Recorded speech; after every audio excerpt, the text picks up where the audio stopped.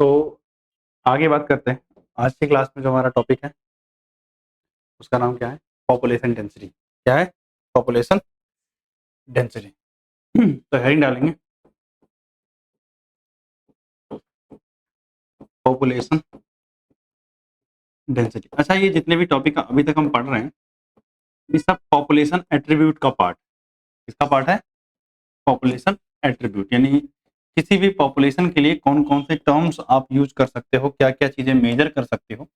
Obviously population density population के लिए ही होगी, एक इंडिविजुअल के लिए तो डेफिनेटली नहीं होगी। जैसे कि बर्थ रेट पॉपुलेशन के लिए था, बर्थ इंडिविजुअल के लिए था। डेथ रेट पॉपुलेशन के लिए था, लेकिन डेथ इंडिविजुअल की होती है। सेक्स रेशियो के अंदर मेल एंड फीमेल इंडिविजुअल थे, लेकिन sex ratio only for population define होती है। एज पिरामिड भी पॉपुलेशन के लिए डिफाइन होता है। तो वैसे ही एक टर्म हमारे पास आ रही है पॉपुलेशन डेंसिटी, जो भी सिर्फ किसके लिए डिफाइन होती है? पॉपुलेशन के लिए डिफाइन होती है। और अगर हम बात करें तो इसका सिंबल जो हम इस्तेमाल करेंगे एन। क्या इस्तेमाल करेंगे? तो अगर मैं पॉपुलेशन डेंसिटी की बात करूं तो सुनना, number of individual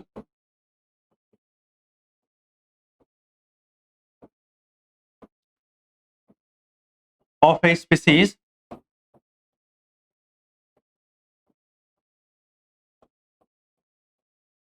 present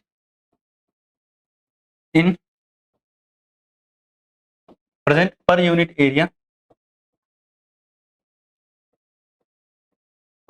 per unit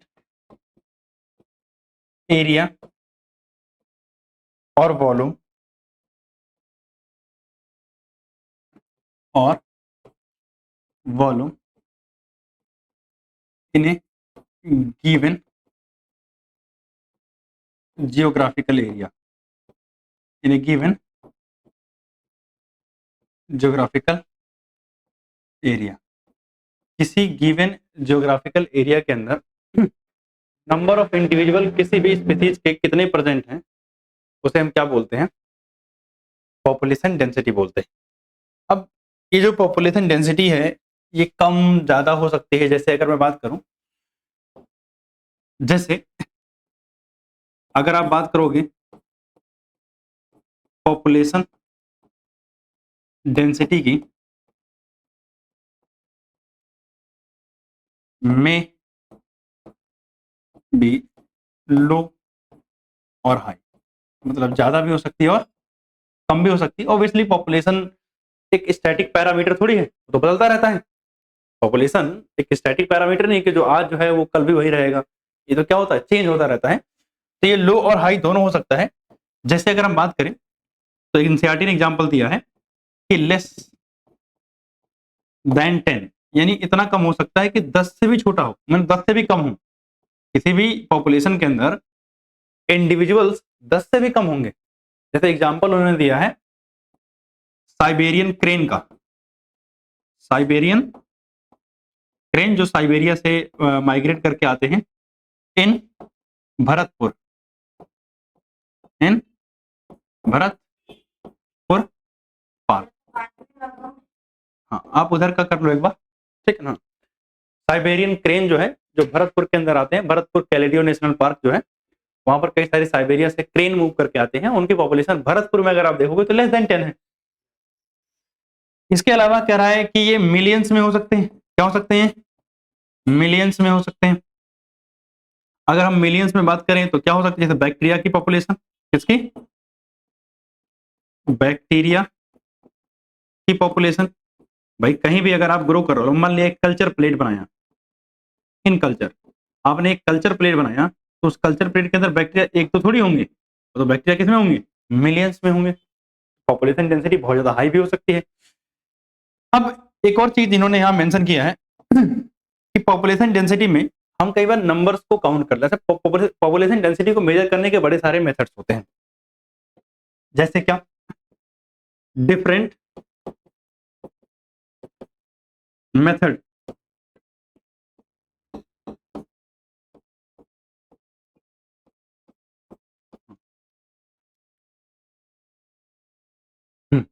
तो मैं क्या कह रहा था, डिफरेंट मेथड्स हो सकते हैं मेजर करने के, क्या?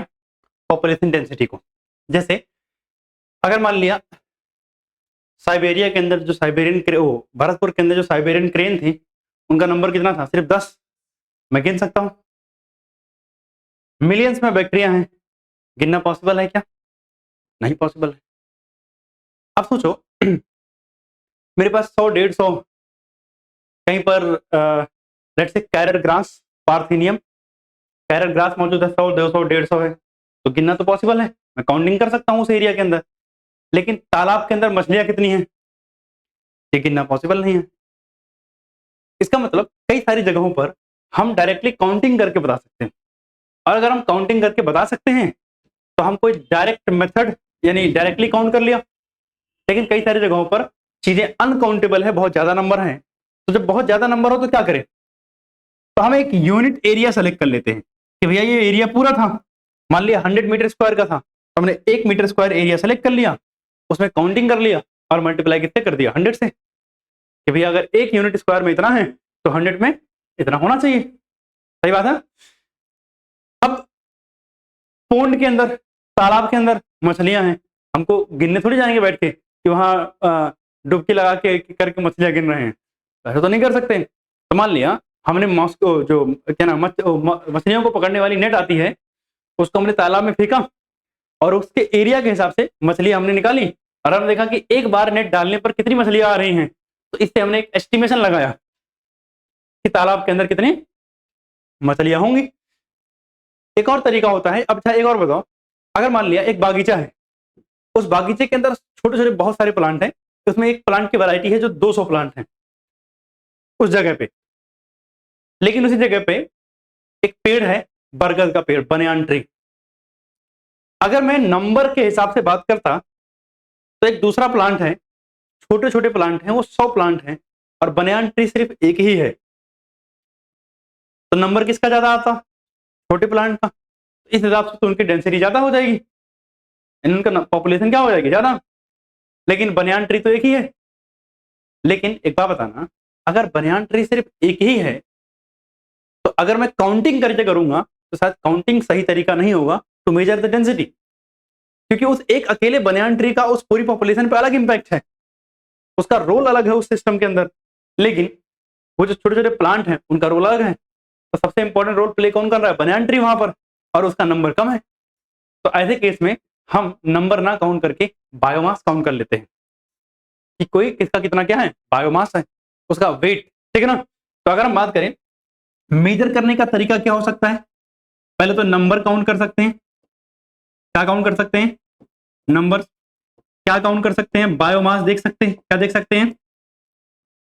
बायोमास देख सकते हैं। सही बात है ना।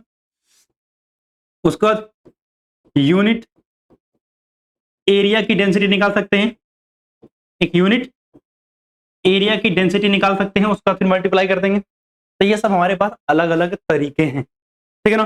तो अब ऑब्वियसली ये सारी चीजें आपको रटनी नहीं है, बस एक आइडिया होना चाहिए कि हाँ भैया पॉपुलेशन डेंसिटी में ठीक है, पहले तो हम नंबर मेजर कर सकते हैं, लेकिन अगर नंबर नहीं कर पा रहे हैं तो और भी बहुत सारे ऑप्शन हमारे पास होते हैं। अब सुनना कुछ चीजें तो देखना, अगर हम बात करें तो ये एनसीईआरटी का एक स्क्रीनशॉट है। अगर आप देखोगे इसमें तो कह रहा है नेटिलिटी। नेटिलिटी ऑलरेडी बता चुका हूं, दैट इज बर्थ रेट। और नेटिलिटी क्या होता है भाई? Refer to the number of birth during a given period in a population that are added to the initial density. मतलब किसी भी पॉपुलेशन के अंदर कितने लोगों का जन्म हुआ है वो क्या होता है? नेटिलिटी होता है। अगर हम मोर्टिलिटी की बात करें तो ये डेथ रेट है कि कितने लोग किसी पॉपुलेशन के अंदर एक गिवन टाइम पीरियड के अंदर खत्म हो गए, उन्हें क्या बोलते हैं? डेथ रेट बोलते हैं। इमिग्रेशन आई से है। अब एक पॉपुलेशन, उस पॉपुलेशन में बाहर से कितने लोग आए, तो कह रहा है number of individual of the same species that have come into the habitat from the elsewhere, दूसरी जगह से, during a time period under consideration. Emigration यानी किसी पर्टिकुलर पॉपुलेशन से कितने लोग निकल गए, किसी दूसरी जगह पे चले गए। The number of individual of A population who left the habitat and gone elsewhere during the time period. ठीक, तो नेटिलिटी और मोर्टिलिटी तो आपने ऑलरेडी लिख लिया है, तो आपका मन हो तो आप नोट डाउन कर लेना। इमिग्रेशन और एमिग्रेशन आपको नोट डाउन कर लेना है। अब मेरी बात सुनना, मेरे पास ये एक चार्ट, ये क्या बता रहा है कि भैया मेरे पास एक पॉपुलेशन डेंसिटी है जिसको मैं n से रिप्रेजेंट कर रहा हूं, इसमें नेटिलिटी से पॉपुलेशन बढ़ेगी, इसलिए हमने क्या लगाया है प्लस, मोटिलिटी डेथ से पॉपुलेशन घटेगी तो माइनस, कोई आ गया पॉपुलेशन बढ़ जाएगी और चले गए तो पॉपुलेशन क्या हो जाएगी, घट जाएगी। मतलब अगर मुझे पॉपुलेशन को काउंट करना हो एट ए गिवन टाइम तो मैं क्या कर सकता हूं, इसको हम थोड़ा सा इस साइड कर लेते हैं, यानी अगर मुझे पॉपुलेशन काउंट करना है एट एनी गिवन टाइम तो क्या कर सकते हैं, एन टी यानी population at time T is equal to N zero मतलब initial population plus sir birth rate से बढ़ रही है और इमिग्रेशन से बढ़ रही है, दोनों को जोड़ दें और माइनस कर देते हैं डेथ को और एमिग्रेशन को, यानी जो लोग चले गए। सही बात है ना। तो इससे हमें क्या मिल जाएगी, किसी गिवन टाइम पर पॉपुलेशन डेंसिटी मिल जाएगी, जहां पर एनटी क्या है, population density at time T, और एन नॉट क्या है, इनिशियल पॉपुलेशन डेंसिटी, यानी स्टार्टिंग की पॉपुलेशन डेंसिटी कितनी है। जहां पर अगर मैं बात करूं बी प्लस आई अगर बढ़ेगा तो पॉपुलेशन डेंसिटी क्या होगी, बढ़ेगी, और अगर डी प्लस ई बढ़ेगा तो पॉपुलेशन डेंसिटी क्या होगी, क्लियर बात है। तो इसको नोट डाउन करोगे। तो आगे चलते हैं। अब जैसा कि मैं पीछे बताया हूं कि भैया पॉपुलेशन एक स्टैटिक पैरामीटर नहीं है, वो कॉन्टिन्यूसली क्या रहता है, बदलता रहता है। ठीक, अगर हम बात करें किसकी, पॉपुलेशन ग्रोथ, तो पॉपुलेशन ग्रोथ में पहली बात तो याद रखना है कि पॉपुलेशन एक स्टैटिक पैरामीटर नहीं है,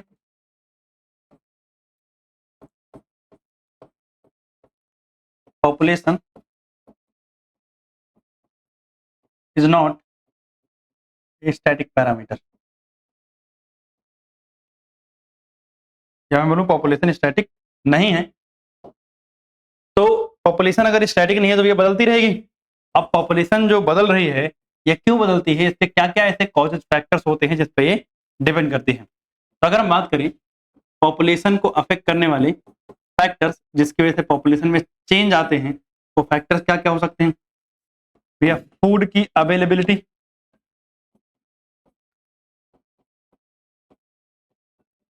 फूड अवेलेबल है कि नहीं है खाने के लिए, प्रीडेशन प्रेशर, आपको पता है एक एनिमल दूसरे एनिमल को मार के खा जाता है, तो प्रीडेशन प्रेशर जो है उससे भी पॉपुलेशन साइज डिसाइड होगी। इसके अलावा अगर हम बात करें तो एडवर्स क्लाइमेटिक कंडीशन, अगर भैया क्लाइमेट बहुत बुरा है या वेदर या इन्वायरमेंटल कंडीशन जो है खराब हैं, एडवर्स हैं, तो उससे भी पॉपुलेशन में चेंज होगा। ठीक है ना। तो पॉपुलेशन में चेंजेस होते हैं, जैसे मैंने बताया आपको पॉपुलेशन किसी टाइम पर हम कैसे निकालते हैं। अब पॉपुलेशन ग्रोथ करेगी यानी डिक्लाइन करेगी या फिर ग्रोथ करेगी, इसको एक्सप्लेन करने वाले हमारे पास दो मॉडल्स हैं। कितने मॉडल्स हैं, दो ग्रोथ मॉडल हैं। तो चल रहे हैं उन पे ग्रोथ मॉडल्स पर। तो हमारे पास आगे हम बात कर रहे हैं किसकी, ग्रोथ मॉडल्स की। किसकी बात कर रहे हैं, ग्रोथ मॉडल्स। तो अगर हम ग्रोथ मॉडल की बात करें तो हमारे पास दो ग्रोथ मॉडल हैं। एक है आपका एक्सपोनेंशियल ग्रोथ मॉडल, एक क्या है, एक्सपोनेंशियल, और दूसरा क्या है, logistic growth model.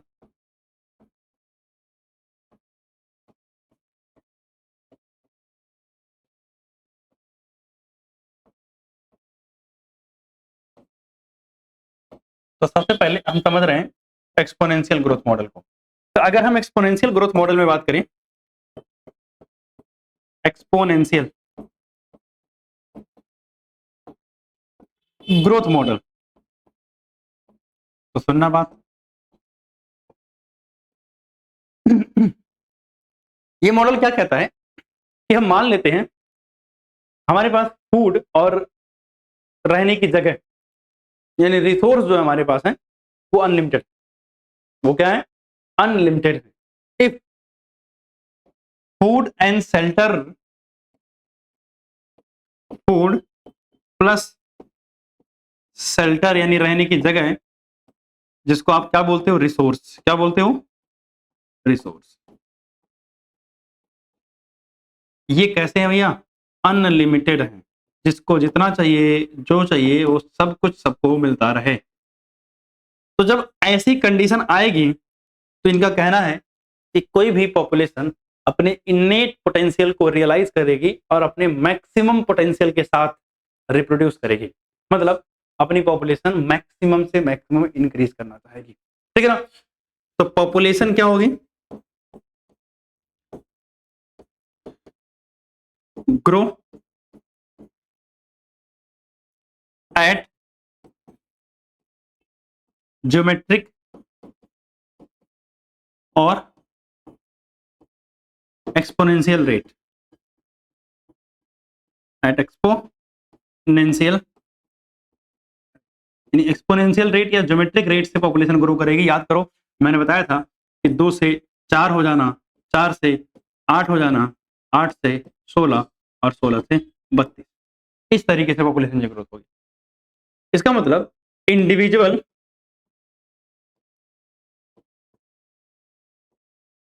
Of population,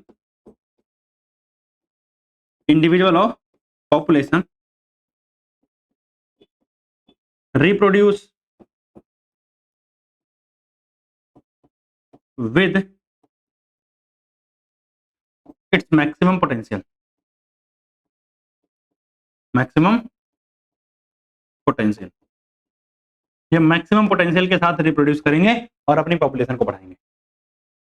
तो इसको अगर हम मैथमेटिकली बात करें, यानी इसको अगर मुझे मैथमेटिकली रिप्रेजेंट करना हो या मैथमेटिकली एक्सप्लेन करना हो तो कैसे करते हैं,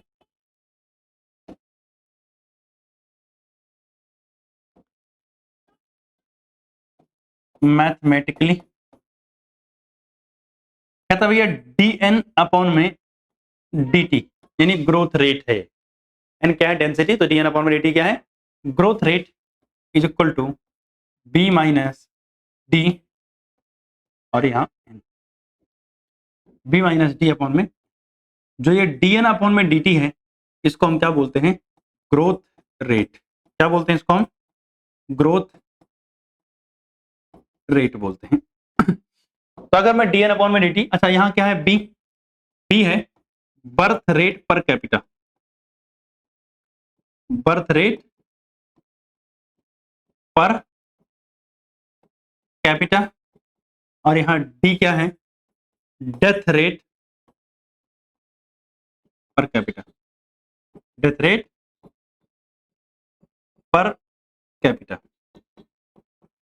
तो अगर मैं बर्थ रेट और डेथ रेट पर कैपिटा यानी जो b माइनस डी होता है बच्चे, ये इक्वल होता है r के, तो dn अपॉन में dt इज इक्वल टू हो जाता है r n, क्या हो जाता है, r n हो जाएगा।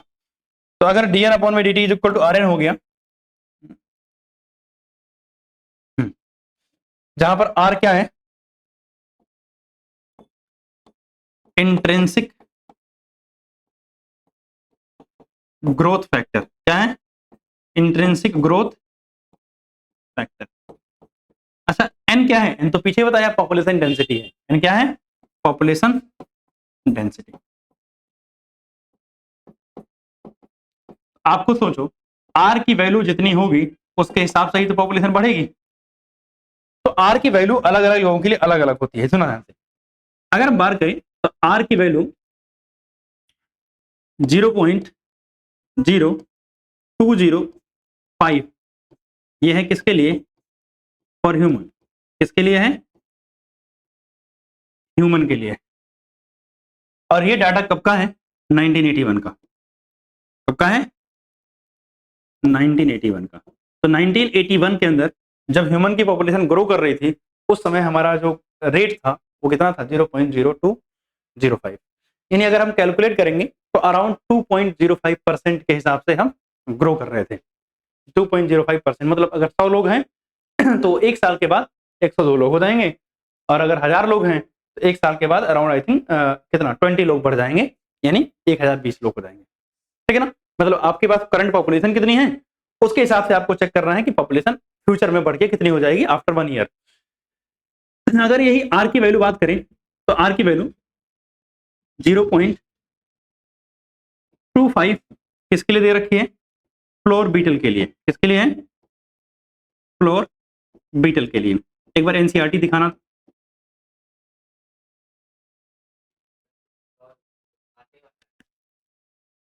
तो ये 0.25 नहीं 0.12 था, इसीलिए एनसीईआरटी मांग रहा था। तो 0.12 है फ्लोर बीटल के लिए, और आर की वैल्यू जो होती है ना वो 0.015 ये है नॉर्वे के चूहों के लिए। हाँ, नॉर्वे रैट, मतलब एक नॉर्वे जगह है बताया आपको, तो वहां पे जो रैट है उनके लिए हमने मेजरमेंट की थी, तो उसकी वैल्यू कितनी है 0.015। यानी ह्यूमन के लिए जो ग्रोथ रेट था उसका हाफ आपको मिलेगा नॉर्वे के चूहों के लिए, वेर एज अगर आप फ्लोर बीटल की बात करोगे तो डबल है। क्या है, डबल है। क्लियर बात। तो इस तरीके से अलग अलग जगहों की आर की वैल्यू है, आर की वैल्यू ज्यादा होगी तो मतलब ग्रोथ ज्यादा होगी, और आर की वैल्यू कम होगी तो ऑब्वियसली ग्रोथ क्या होगी, कम होगी। इसके बाद अगर हम बात करें तो इसका ग्राफ आता है। क्या आता है इसका, ग्राफ। तो ग्राफ की हम बात करेंगे अभी दोनों के, क्योंकि दो कर्व है हमारे पास और दोनों की हम बात करेंगे एक साथ में ग्राफ की। तो जो दूसरा कर्व है हमारे पास, यानी जो दूसरा मॉडल है उसका नाम है लॉजिस्टिक ग्रोथ मॉडल या ग्रोथ कर्व। तो अगर मैं लॉजिस्टिक ग्रोथ कर्व की बात करूं तो ये कर्व क्या कहता है, कहता भैया देखो पहली बात तो रिसोर्स अनलिमिटेड नहीं है, रिसोर्स क्या है, लिमिटेड है। भाई रियलिटी तो यही है ना, खाने पीने की जगह रहने की जगह अनलिमिटेड तो नहीं है। अगर मान लिया 10 लोगों के लिए खाना अवेलेबल था और पॉपुलेशन 12 लोगों की हो जाए तो 2 लोगों को खाना नहीं मिलेगा। अब उन 2 लोगों में से मतलब 12 लोगों में से कोई ऐसे 2 लोग होंगे जिनको रिसोर्स यानी खाना नहीं मिलेगा, और उसकी वजह से वो क्या हो जाएंगे, खत्म हो जाएंगे। तो पॉपुलेशन हमेशा मैक्सिमम जितने रिसोर्स अवेलेबल हैं, जितने लोगों के लिए अवेलेबल हैं, मतलब मैंने माना कि 10 लोगों के लिए रिसोर्स अवेलेबल थे तो पॉपुलेशन हमेशा 10 ही रहेगी, उससे ज्यादा नहीं होगी। यानी अगर एक्स्ट्रा बढ़े तो कंपटीशन होगा और वो सारे लोग एलिमिनेट हो जाएंगे जो एक्स्ट्रा थे। तो पॉपुलेशन में ग्रोथ ऐसे नहीं कि रैंडमली सब कुछ बढ़ते हुए चला जाएगा। तो इन्होंने क्या बोला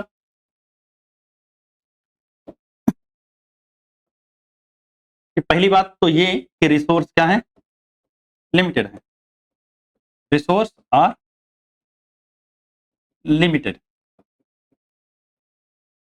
रिसोर्स कैसे हैं, लिमिटेड। तो भैया population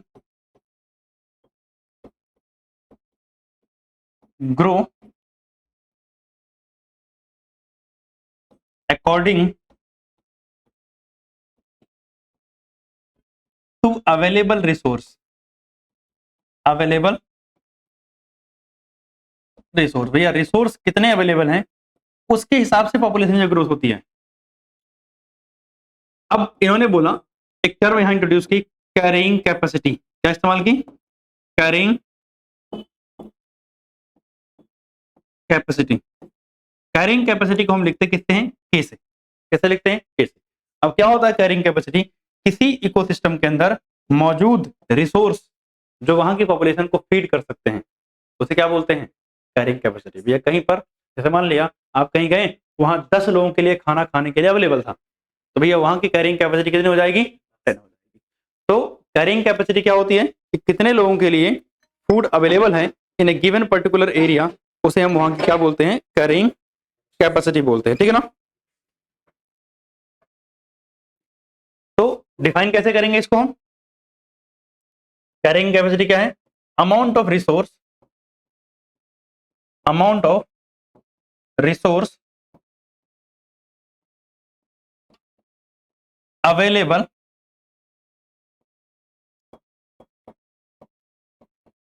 in an ecosystem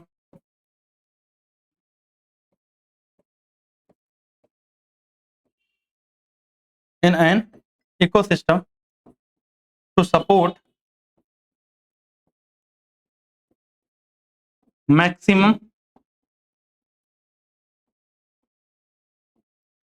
number of individual। Maximum कितने लोगों को सपोर्ट करने के लिए रिसोर्स अवेलेबल है, उसे हम क्या बोलते हैं, वहां की कैरिंग कैपेसिटी बोलते हैं। और पॉपुलेशन उसके अलावा मतलब उससे ज्यादा ग्रो नहीं करेगी। इसको एक और याद रखना, इस कर्व का नाम है वर्ल्ड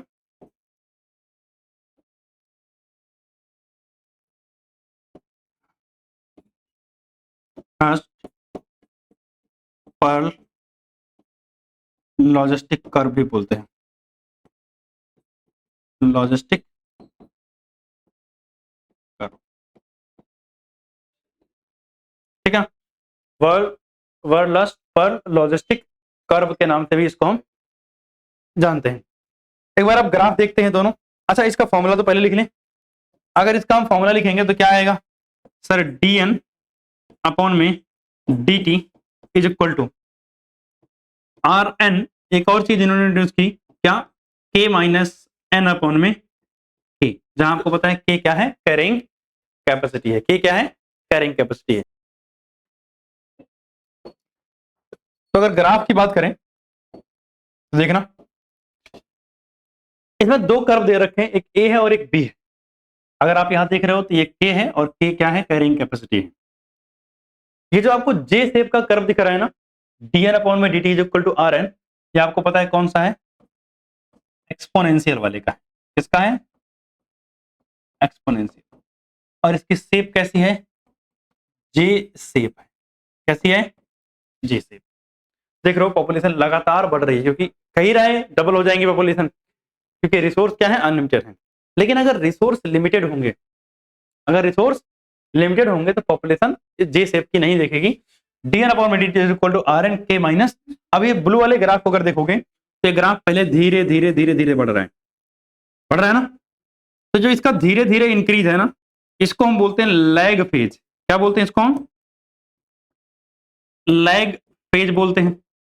इसके बाद जो यहां रैपिड इंक्रीज हुआ है ये वाला, इसको बोलते हैं लॉग फेज। क्या बोलते हैं इसको हम, लॉग फेज। तो लैग के बाद ये क्या आता है, लॉग फेज, जहां पर ग्रोथ क्या हुई है, बहुत तेजी से। वैसा लॉग फेज की जगह कई बार एक्सपोनेंशियल फेज भी लिखा रहता है। क्या लिखा रहता है, एक्सपोनेंशियल फेज, एक्सपोनेंशियल फेज। और फिर आप आगे जाओगे तो यहां से ग्राफ फिर से धीरे धीरे क्या हो जाएगा, स्लो हो जाएगा। इसे हम क्या बोलते हैं, स्टेशनरी फेज। क्या बोलते हैं इसको हम, स्टेशनरी फेज। यानी जहां पर ग्राफ क्या हो जाएगा, स्लो हो जाएगा।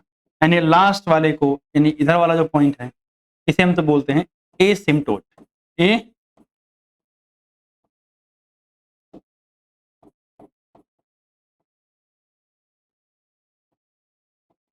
मतलब जहां पर अब पॉपुलेशन में कोई इंक्रीज देखने को नहीं मिलेगा, क्योंकि यहां पर जाकर के पॉपुलेशन क्या हो गई है, स्टैटिक हो गई है, क्योंकि उसकी मैक्सिमम कैपेसिटी उतने ही लोगों को फीड करने की है। क्लियर। तो ये आपका दोनों कर्व हो गए, और ये कर्व बड़े इंपॉर्टेंट है, यहाँ से कर्व से क्वेश्चन आता है, तो इसको इंपॉर्टेंट मार्क कर रहा हूँ, ध्यान रखना है, इसको बना लो, ठीक है ना। आज की क्लास भी हम यहीं तक रखेंगे, अगली क्लास में बाकी बात करेंगे पॉपुलेशन इंटरेक्शन की, ठीक है ना।